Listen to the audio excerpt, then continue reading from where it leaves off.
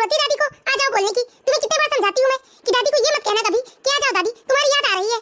Mummy mummy मेरे कान में दर्द हो रहा है मम्मी, प्लीज मेरे कान छोड़िए मम्मी। अब बताओ बोलोगे तो नहीं अपनी दादी को आ जाओ? नहीं मम्मी नहीं बोलूंगा मम्मी, प्लीज मेरे कान छोड़िए ना मम्मी। कान तो छोड़ रही हूँ मैं तुम्हारे, लेकिन पापा से मेरी शिकायत मत करना वरना फिर से ऐसे ही कान खींचूंगी तुम्हारे।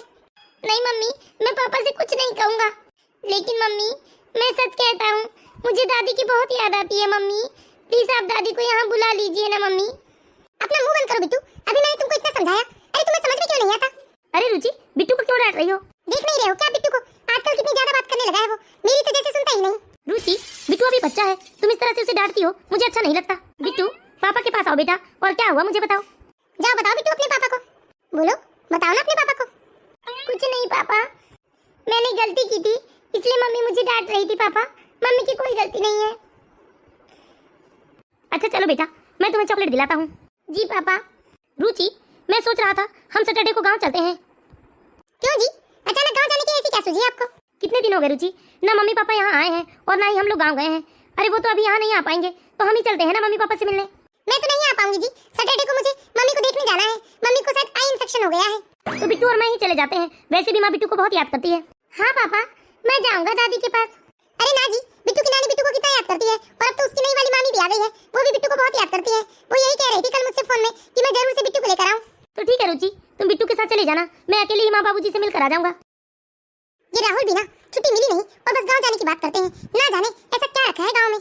और बिट्टू को तो मैं हरगिज नहीं जाने दे सकती, कहीं बिट्टू का मुंह अपनी दादी से बढ़ गया तो वो जिद करेगा कि हम दादी को यहाँ लेकर आ जाएं। बड़ी मुश्किल से तो दादा का मुंह छूटा है, वरना उसके दादा जब यहाँ रहते बीमारी में तो वो दादा दादा करके थकता नहीं था। अरे मैं पहले मम्मी को फोन करके बता देती हूँ कि मैं कल मायके आने वाली हूँ। Hello mummy. हाँ रुचि बेटा। मम्मी मैं कल मायके आ रही हूँ। अरे लेकिन अचानक, तुमने तो पहले बताया नहीं कि तुम आने वाली हो। हाँ मम्मी अचानक ही समझिए, ये मुझे सैटरडे को गांव चलने कह रहे थे, और आपको तो मालूम है ना मुझे गांव जाना बिल्कुल पसंद नहीं है, इसलिए मैंने इनसे कह दिया कि मेरी मम्मी को इन्फेक्शन हो गया है, इसलिए मैं अपनी मम्मी को देखने जा रही हूँ। अरे ये क्या बात हुई बेटा, चले जाना था, अगर दामाद जी का मन था तो उन्हें भी अच्छा लगता। अरे क्या रखा है माँ उस गाँव में, 4 तो घर होंगे गिनती के, और इनके बूढ़े माँ बाप, उसके सिवा है ही क्या वहाँ? न नहाने धोने की अच्छी से व्यवस्था है, न कोई ढंग की रसोई है। रुचि बेटा जब तुम जानती हो वहाँ कोई व्यवस्था नहीं है तो अपने सास ससुर को यहाँ शहर क्यों नहीं बुला लेती हो? क्या मम्मी आप भी, आप जानते हो ना मुझे उन लोगों के साथ रहना बिल्कुल पसंद नहीं है। जब वो यहाँ रहते हैं तो मुझे तो ऐसा लगता है जैसे मेरी सारी आजादी ही छिन गई हो। ये अच्छी बात नहीं है बेटा। क्या मम्मी आप जानते नहीं हो मेरे सास ससुर को, अरे दिन भर बस रोका टोकी करते रहते हैं, मैं चाहे उनकी कितनी सेवा कर लूं मम्मी, बस उनका तो नुक्का चीनी लगा रहता है। अच्छा ठीक है बेटा आ जाना तुम सैटरडे को, लेकिन कम से कम बिट्टू को ही भिजवा दो उसके पापा के साथ, उसके दादी दादा भी खुश हो जाएंगे उसे देखकर। मैं बिल्कुल नहीं चाहती माँ बिट्टू का मुंह उसके दादा दादी के लिए हो, इसलिए तो मैं जानबूझकर उसे भी लेकर आ रही हूँ साथ में। अच्छा ठीक है बेटा आ जाओ तुम, फिर बैठकर बात करते हैं। बेचारे भले लोग हैं रुचि के सास ससुर, लेकिन रुचि का व्यवहार कभी नहीं बदल सकता उनके प्रति, मैं चाहे लाख कोशिश कर लूं रुचि को समझाने की, ये मम्मी भी ना बिल्कुल नहीं समझ सकती। अरे दीदी की मम्मी को देखो, हमेशा इसी कोशिश में लगी रहती है कि उनकी बेटी दामाद अलग ही रहे शहर में, सास ससुर का झंझट ना पाले, और एक मेरी माँ है ले देके बस वो बुढ़े बुढ़िया को अपने साथ ले आओ कहती है। रुचि हाँ क्या हुआ? थोड़े से गुलाब जामुन बना देना रुचि, मम्मी पापा बहुत ही शौक से गुलाब जामुन खाते हैं। क्या जी, जब इतने कम दाम में बेकरी में मिल सकता है गुलाब जामुन तो हम घर में बनाने की झंझट क्यों पाले? देखिए गलत मत समझिए मुझे, ऐसा नहीं है कि मैं बनाना नहीं जानती या बनाना नहीं चाहती हूँ, मैं तो बस समय की बचत के बारे में सोच रही हूँ, और साथ में गैस की बचत, तेल की बचत, बचत ही बचत है जी। देखो रुचि घर की बनी चीजों में एक अपनेपन का स्वाद होता है, और रही बात दुकान से खरीदने की तो माँ बाबूजी तो गाँव में भी खरीद कर खा सकते हैं। अरे मैं तो उतनी स्वादिष्ट बना भी नहीं सकती जी, इसलिए मैं तो कहती हूँ कि आप मार्केट से ही खरीद कर ले जाइए। मैं कितनी ही कोशिश कर लूं, लेकिन रुचि कभी मेरे माँ बाबूजी से अपनापन नहीं दिखाती है। बढ़िया है, इनके बूढ़े माँ बाप के लिए मैं अपना टाइम वेस्ट करके गुलाब जामुन बनाऊं, कभी ना बनाऊं मैं। मम्मी जी आज तो दीदी आने वाली थी ना? हाँ बेटा आती होगी, बता रही थी कि मैं निकल गई हूँ घर से। मम्मी अरे आ गई बेटा रुचि, अभी अभी तुम्हारी भाभी तुम्हारे बारे में ही पूछ रही थी। अरे बिट्टू नहीं आया दीदी आपके साथ? अरे क्या बताऊं भाभी, बिट्टू तो मेरे साथ ही आने को तैयार हुआ था, लेकिन ऐसे समय में उसे क्या सूझी कि मेरा हाथ छोड़कर वो दौड़ के पापा का हाथ पकड़ लिया और रोने लगा कि मैं भी जाऊंगा दादी दादा से मिलने, इसलिए उसके पापा उसे लेकर चले गए, वरना मैं तो उसे यहीं लेकर आने के लिए तैयार करी थी। चलो अच्छा हुआ बेटा, कम से कम इसी बहाने बिट्टू भी अपने दादा दादी से मिलकर आ जाएगा। क्या मम्मी आपको कितनी बार बताऊं मैं, बिट्टू के दादा दादी आप लोगों की तरह नहीं है, और ना ही उन लोगों को रहने का कोई तरीका है, गाँव के गवार है वो लोग। दीदी आपको अपने सास ससुर के बारे में ऐसी बात नहीं करनी चाहिए। देखिए भाभी मैं आपको ज्यादा कुछ नहीं कहूंगी, लेकिन जिसकी सास मेरी माँ जैसे हो, भला वो बहू क्यों किसी से शिकायत करेगी? कभी मेरी सास की तरह सास होती ना तो तुम्हें शर्म आती अपनी सहेलियों से मिलाने में, एकदम नौकर जैसे रहते हैं वो लोग। मेघा बेटा रसोई में जाकर चाय बना ले आओ। ठीक है मम्मी जी। बेटा रुचि अपनी भाभी के सामने ये सब बोलने की क्या जरूरत थी? आपने देखा नहीं क्या माँ, कितना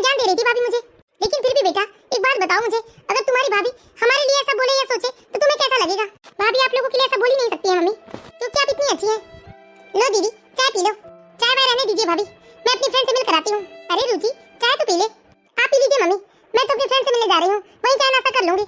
मम्मी जी बुरा न माने तो एक बात कहूं, मैं जानती हूँ बेटा तुम रुचि के व्यवहार के बारे में बात करना चाहती हो ना। हाँ मम्मी जी, रुचि दीदी कितनी बदतमीज हो गई है, अपने सास ससुर के बारे में कैसी सोच सकती है दीदी। और जिया जी तो अपने माँ बाप की इकलौती औलाद है ना। फिर सोचिए अगर रुचि दीदी उनकी सेवा नहीं करेंगी तो बुढ़ापे में उनका क्या होगा मम्मी जी। मुझे तो सोचकर ही कितना बुरा लग रहा है। हाँ बेटा, मैं भी रुचि को कितनी बार समझाने की कोशिश करती हूँ, लेकिन रुचि कभी किसी की बात नहीं मानती है। ना जाने क्यों जब से शादी हुई है तब से वो दामाद जी के माता पिता को एकदम दुश्मन की तरह देखती है, जबकि समधी समधन जी बड़े नेक लोग हैं, बेचारे गांव के सीधे साधे भोले भाले लोग हैं, कभी किसी की 3 पंचायतों में नहीं रहते हैं, लेकिन फिर भी रुचि कभी उनके भोलेपन को नहीं देखती है और हमेशा उनके सीधेपन का फायदा उठाती है। उनके लिए जो मुंह में आता है वो बोल देती है। दुख तो मुझे भी बहुत होता है बेटा। मम्मी जी अगर आप मेरा साथ दे तो हम रुचि दीदी को सबक सिखा सकते हैं। हाँ बोलो ना बेटा, कैसी मदद करूं मैं तुम्हारी। मैं भी आपको सारी बात समझा देती हूँ मम्मी जी। इस तरह से रुचि की भाभी रुचि की माँ को सारी बात समझा देती है और रुचि की माँ भी ये सारा नाटक करने के लिए तैयार हो जाती है, क्योंकि रुचि की माँ भी चाहती है कि किसी न किसी तरह रुचि को सबक तो जरूर मिले। मम्मी आपने अपनी दवाई ले ली? अरे नहीं बेटा, मैं तो भूल ही गई थी। संध्या बेटा, ओ संध्या। क्या मम्मी, ये भाभी तो एक बार में आपकी आवाज ही नहीं सुनती। रुकिए मैं आवाज लगाती हूँ। भाभी, ओ भाभी। अरे क्या हुआ दीदी, जो आप इतने जोर जोर से आवाज लगा रही हैं मुझे? जो भी बात है जल्दी बोलिए, रसोई में मेरी सब्जी जल जाएगी। अरे मैं तो इसलिए आवाज लगा रही थी कि आप मम्मी को पानी दे दे गिलास, मम्मी को अपनी दवाई लेनी है। क्या रुचि दीदी, खाली पीली तो बैठी थी आप ही आकर एक गिलास पानी ले आती। और मम्मी जी अगर रुचि दीदी पानी नहीं लेने आ सकती थी तो अभी तो आप भी आ सकते थे ना पानी लेने। अभी तो आप कितने हाथ तक चलते हैं कि रसोई तक आकर आप पानी खुद ले सकती हैं। माफ करना बहू, आइंदा से याद रखूंगी। मम्मी ये क्या हो गया आपको, आप भाभी से माफी क्यों मांग रही हैं? भाभी का काम है आपको पानी लाकर देना। ये क्या बात है दीदी, मैं बहू हूँ, कोई इस घर की नौकरानी नहीं जो सिर्फ मेरा काम है कि मैं आपकी माँ को लाकर पानी दूं। ये क्या बात हुई भाभी, आप मुझसे और मेरी माँ से ये किस तरीके से बात कर रही हैं? देखिए दीदी आप मेहमान की तरह आई हैं, इसलिए प्लीज हमारे घरेलू मामले में इंटरफेयर करना बंद कर दीजिए। रुचि शांत रह बेटा, मैं ही जाकर पानी ले लेती हूँ। हे भगवान, मेरी सब्जी तो लगता है इन माँ बेटी के चक्कर में जल घुस गई होगी। देखा ना आपने भाभी की हिम्मत। शुरू में मैं आपको समझाती थी कि भाभी को जरा डांट डपट कर रखिए, लेकिन नहीं, आपने तो अपने सिर पर बिठा कर रखा था उसे। अब देख लीजिए परिणाम। बेटा तो कुछ मत बोल, मेरी ही तो गलती है, मुझे ही तो जाकर पानी ले लेना था। रुचि देख बेटा, कहीं ना कहीं तेरी भाभी सही तो कह रही है, तू मेहमान की तरह आती है, इसलिए हमारे घरेलू मामले में बोलना बंद कर दे बेटा। और वैसे भी तुम तो बोलकर चली जाओगी, लेकिन भुगतना तो मुझे ही पड़ेगा ना।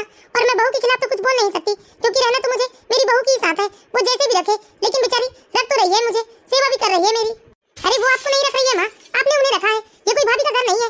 रुचि तू बेकार में ही तनाव ले रही है बेटा, कल तो तुझे अपने ससुराल वापस चले जाना है, इसलिए तू इन सब बातों में ध्यान मत दे बेटा, आराम कर ले। अरे कैसे आराम कर लूं माँ, भाभी का ये रूप देखकर तो मेरा खून खौल रहा है। एक मिनट माँ, लगता है इनका फोन आ रहा है। हेलो, हाँ जी। रुचि कल मैं 10 बजे वापस आ रहा हूँ, तुम भी आ जाना अपने मायके से। ठीक है जी, शायद मुझे आने में देर हो जाएगी, लेकिन आ जाऊंगी मैं शाम तक। ठीक है। मैं क्या करूँ कुछ समझ नहीं आ रहा है माँ, भाभी के ऊपर इतना गुस्सा आ रहा है मुझे। अरे वो आपसे किस तरह से बात कर रही थी, आप इस घर की मालकिन है माँ। अरे जाने देना बेटा, चल आराम कर ले। अरे रुचि कितने बजे जाओगी बेटा अपने ससुराल? माँ भाभी का ये रूप देखकर मुझे यहाँ से जाने की इच्छा नहीं हो रही है, ऐसा लग रहा है भाभी को पहले सबक सिखा दूं, उसके बाद ही अपने ससुराल वापस लौटूं। अरे जाने दो ना बेटा रुचि, जो अपने भाभी की बातों में ध्यान देती हो। मम्मी जी आप अभी बाथरूम से नहा कर निकली है ना? हाँ बहू।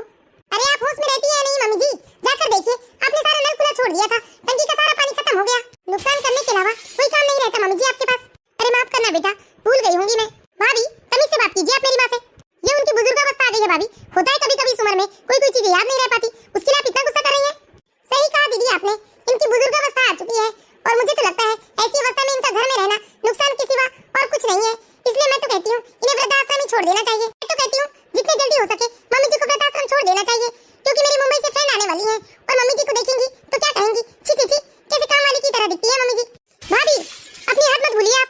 एक्सक्यूज मी दीदी, आप होती कौन है मुझे हाथ सिखाने वाली? और वैसे भी ये मेरा घर है, मैं इस घर की बहू हूँ, मैं जिसे चाहूँ इस घर में रख सकती हूँ और जिसे चाहूँ इस घर से निकाल सकती हूँ। अरे क्या हो गया भाई, देखिए ना जी अपनी बदतमीज बहन को। अरे क्या हो गया रुचि, तुम ही बताओ, लगता है तुम्हारी भाभी का दिमाग बहुत गर्म है। देखिए ना भैया, भाभी कितनी बदतमीज हो गई है, उन्हें बड़ों से बात करने की बिल्कुल भी तमीज नहीं है। कहती है ये मेरा घर है, मैं जिसे चाहूँ इस घर में रखूंगी और जिसे चाहे इस घर से निकाल दूंगी। भाभी ने अभी कहा कि वो माँ को वृद्धाश्रम छोड़ना चाहती है।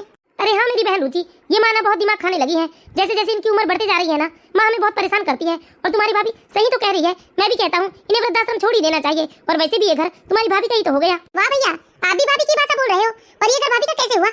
क्या इस घर को भाभी ने अपने मायके से दहेज में लेकर आई है, जो ये घर भाभी का हो गया? अरे तुम भी ना रुचि, सास ससुर के धन पर बहू बेटों का ही तो अधिकार होता है। हाँ भैया अधिकार होता है, लेकिन जब तक माँ बाबूजी जिंदा है आप लोगों का इस पर कोई अधिकार नहीं है। भाभी होती कौन है भैया माँ को इस घर से निकालने वाली? अभी भी माँ इस घर की मालकिन है, वो चाहे तो आप दोनों को इस घर से निकाल फेंक सकती हैं।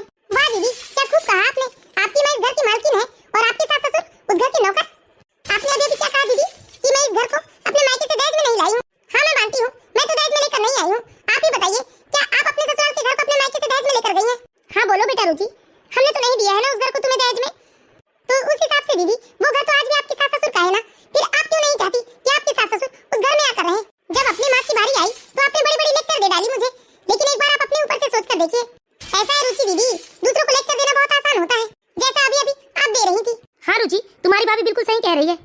भाभी के व्यवहार को देखकर तुम्हें कितनी तकलीफ हुई, माँ के दर्द को देखकर तुम तड़प उठी। लेकिन रुचि, क्या एक बार भी तुमने जिया जी के माँ बाप के बारे में सोचा है? अरे उनके ऊपर क्या बीती होगी तुम्हारे ऐसे व्यवहार को देखकर। तुम तो उनके साथ रहने की बात दूर, अरे उनके पोते को भी उनसे मिलने नहीं देना चाहती हो। और यही सब कुछ रुचि आज माँ के साथ हो रहा था तो तुम्हें कितनी तकलीफ हो रही थी। आई एम सॉरी भाभी, मुझे माफ कर दीजिए भाभी, सब मेरी ही गलती है।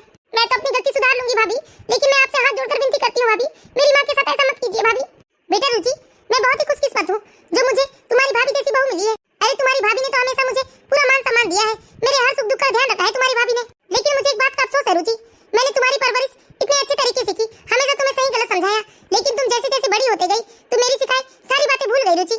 मुझे तो तुम्हारी भाभी के रूप में एक गुणवान और संस्कारी बहू मिल गई रुचि, लेकिन जिंदगी भर इस बात का अफसोस रहेगा कि मैंने अपनी बेटी को अच्छे संस्कार नहीं दिए। ऐसा मत बोलिए माँ, मैं आपसे वादा करती हूँ कि मैं अपनी गलती को देखना कुछ ही दिनों में सुधार लूंगी और मैं इनके मम्मी पापा को शहर ही लेकर आ जाऊंगी और उनकी खूब सेवा करूंगी मम्मी, अपनी गलती का पश्चाताप करूंगी मम्मी। बहुत खुशी हुई दीदी आपके मुंह से ये बात सुनकर मुझे। हाँ रुचि, ये सब एक ड्रामा था, सिर्फ और सिर्फ तुम्हें सबक सिखाने के लिए। तुम्हारी भाभी का भी जवाब नहीं रुचि, क्या खूब नाटक करती है तुम्हारी भाभी। तुम्हारी भाभी को इस घर में नहीं किसी नाटक कंपनी में होना चाहिए था। क्या ये सब सचमुच में एक नाटक था भाभी? हाँ दीदी, आशा करती हूँ दोस्तों आप लोगों को हमारी ये छोटी सी कहानी पसंद आई होगी।